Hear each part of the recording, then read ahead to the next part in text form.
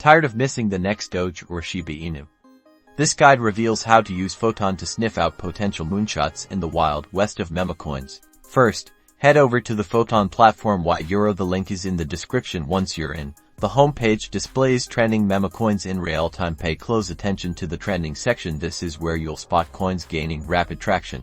Now, let's dig deeper. Click on a Memecoin that catches your eye. Photon provides crucial metrics: liquidity, volume, and price chart. High liquidity is key. It means you can buy and sell without getting wrecked by slippage. Aim for coins with increasing volume, showing growing interest. Don't skip the risk assessment. Photon grades each coin's risk level. Higher scores mean greater chance of rug pulls or scams. For beginners, stick to coins with moderate to low risk scores. Photon also analyzes social sentiment. Check for positive chatter on Twitter and Telegram. Strong community support is a good sign, but always be skeptical of hype.